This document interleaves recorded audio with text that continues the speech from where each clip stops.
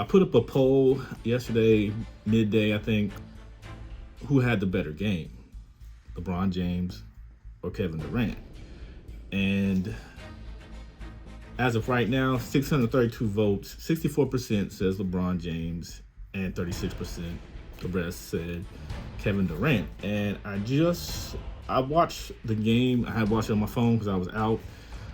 And from just the eye test, it looked like KD was the more explosive. Not, I won't say explosive, but you could tell he was just unstoppable. As was LeBron. But it just seemed like when KD came in, it was just an immediate spark. Because at that time, I believe Serbia it was kind of a back and forth kind of affair where one team would get a little lead and then chip away, the other team would chip away, then the other team, it was a seesaw battle at the time. And it was just like instant offense when KD came in. And my video I did ranking the most important players for Team USA, I put KD at number one. The reasons he showed yesterday was because he's instant offense. He's much like Kobe was for that 2008, 2012 team. He was what he was for the 2020 team, and in 2016, he was great as well. And what Carmelo Anthony was for those teams that he played for in, I believe, 2012, 2016. Guys that just have no issue getting to where they need to get to and making a bucket wherever they are on the court, whether behind the three, whether they're mid-range, whether they're under the basket, whether they got a wide open lane, they're going to score, and they're going to score in bunches. And that's exactly what he did. There was nothing Serbia could do to stop him. Even with hands in his face, KD was just automatic. And by the same token, LeBron was exceptional. People call me a LeBron hater, but that's somewhat true, but not completely true, because I always give him his props when he deserves it. And he deserves, he played phenomenal. We're still putting out an APB for Joel Embiid. He's just, I don't know if he's hurt. Maybe Gil's right. Maybe he's trying to sabotage. Maybe he was, a spy for France or whoever, and he's sent there to sabotage Team USA. Not going to work, but so far he's just been abysmal as far as international play has gone since the exhibition games into the pool play. So, Joel Embiid, he's going to get a DNP, whereas Jason Tatum, who had a DNP, definitely will deserve time on the court. You could go small. You probably don't want to go small against Serbia, but there's a few teams out there where you could go kind of small and you're still okay. You definitely need a big body out there to battle with Jokic and a couple of those other Serbian guys that are pretty big, strong guys. But if you're playing a team like Canada that's more free-flowing, they're more structured like an NBA team, you can go small against them. And Tatum is going to be the guy that will need minutes. And I'm not sure what happened yesterday. I guess Kerr just saw that certain lineups were working. They didn't want to insert Tatum into those. It's crazy that Derek White got more minutes or got on the court, period, over Jason Tatum, but that's a topic for another time. But we're talking about KD and LeBron. And let's just look at the box score. LeBron finished with 21 points, 7 rebounds, 9 assists. Phenomenal. Nearly a triple-double. He did that 9 of 13 shooting, 1 for 3 from three-point. So he got it done on that side of the ball. But a lot of people that pick LeBron, I think, are overlooking one aspect. That's his turnovers. Of course, LeBron has the ball a lot, but turning the ball over 6 times, he almost had a quadruple double.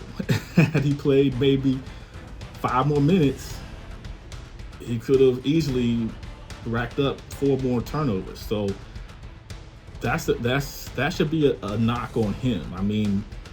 No, I'm not going to penalize him. We shouldn't penalize him too much. He was phenomenal during the game. Like I said, near triple-double, getting triple-double in FIBA play is not easy. You don't see that often. You don't see guys be able to do an assortment of everything. So of course that was paramount. I believe he had the most. No, I think AD had the most rebounds, but LeBron was right behind him there. Of course, had the most assists, which at this stage of his career is phenomenal. Pretty efficient. Then you look at KD, Kevin Durant. He was 8 for 9, almost 100% on the floor, field goal percentage wise. Only played 17 minutes to LeBron's 27. If he had got an extra 10, who knows? He would probably had a 30 piece. But 5 for 5 from 3, 2 for 2 from the free throw line. That's, he only had 2 rebounds, and he did have a turnover.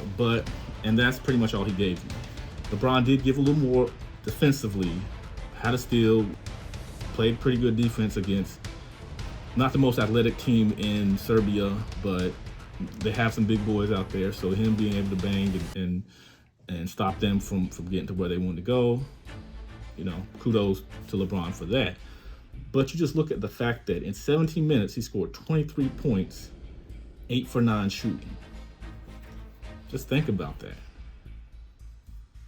If he had taken 4 more shots like LeBron had, who knows?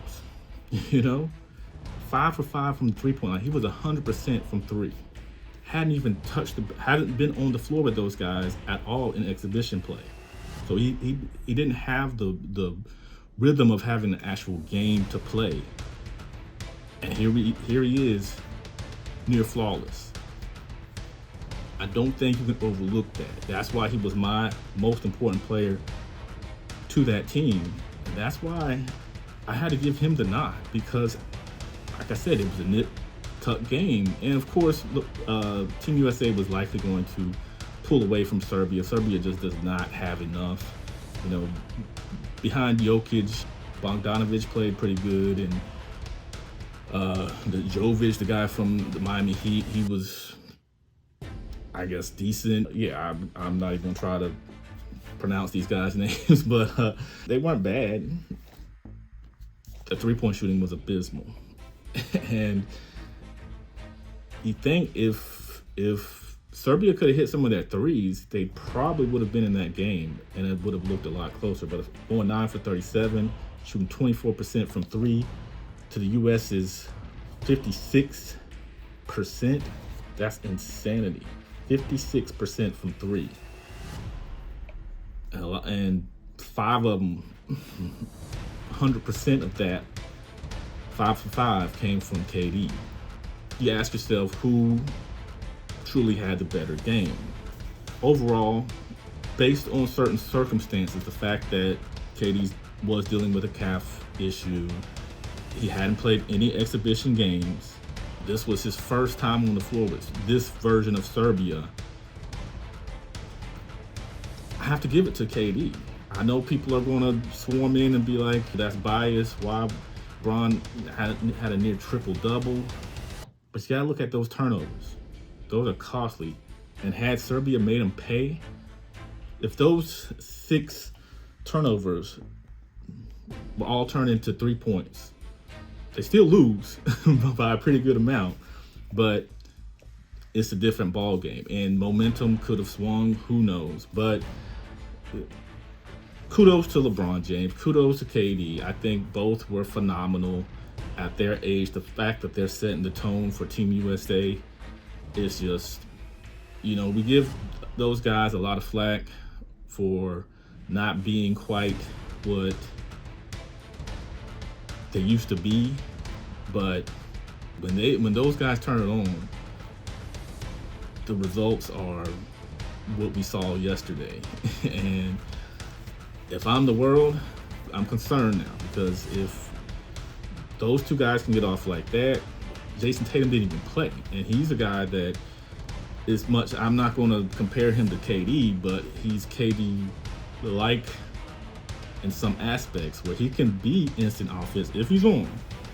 Now, if he's not on, then he can shoot you out of the game. But I think in this instance, where he's with a bunch of superstars, a bunch of guys that are veterans, guys that he probably, I'm sure, respects. He's not going to go out there. This is not his team. This is not the Boston Celtics. So now he is a player with a role on the team. So he's got to stick to his role. So if his role isn't to be a volume shooter, then he can't be a volume shooter. His defense will probably be needed as they progress through pool play and things of that nature, especially once they get into the knockout rounds. They're definitely going to need all the defense they can get. Tatum's long, lanky. Like I said, against certain teams, you can get away with going a little smaller. Bam, AD, you need those guys. Joel Embiid, where are you? Who knows? Kudos to Team USA. Phenomenal game. But if I'm giving a game ball to somebody, I got to give it to KD, because that was just, I mean, he outscored both teams in 17 minutes. Jokic played 31 minutes. LeBron played 27 minutes. KD played 17 minutes and outscored everybody. 3-time MVP. LeBron James, multiple-time MVP, you know, considered to some the greatest player of all time. He came in, instantly made an impact, and that's huge. And I think that speaks volumes of what Kevin Durant gives to that Team USA team. So far, these pool plays have been pretty good. Victor Wembanyama had a solid outing, started slow. Even my wife was like, this guy's the great player you've been telling me about. But it was a slow burn for him. Once he got going, he really got going. And the physicality sometimes, I think, bothers him. So he's going to have to get a little stronger. He's going against grown men, 20-year-old going against grown men. So they're going to push him around, even as big. And you can tell he's bulked up a little bit. He's still going to have his struggles. But France wins. And big shout out to South Sudan.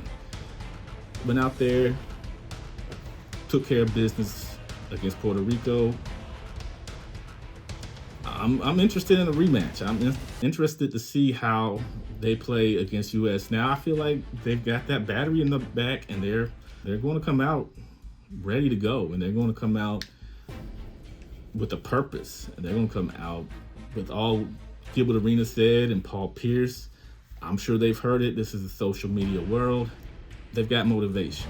So that motivation, if they can turn that into buckets, if they can go out there, take advantage of Embiid and his inefficiencies and just go out there and play ball and play hard and rough like they do, man, I don't know if I want to be a Team USA player during that time. But either way, let me know what you guys thought of day one of pool play at the 2024 Olympics.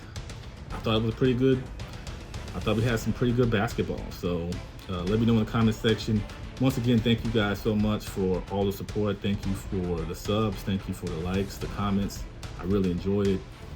And if you enjoyed this, check out the podcast channel, GOATcast Podcast, right here. We do a weekly episode, myself and Big Nine, so check that out. Plenty of Team USA content on the channel, so check that out. Just dropped Michael Jordan. How good was he in the Olympics? And a lot of people don't even realize 92 wasn't the only year Michael Jordan played in the Olympics. That was the only year he played as an NBA player. So if you want some knowledge on that, check that out. But once again, thank you guys. I'll be back soon with more content.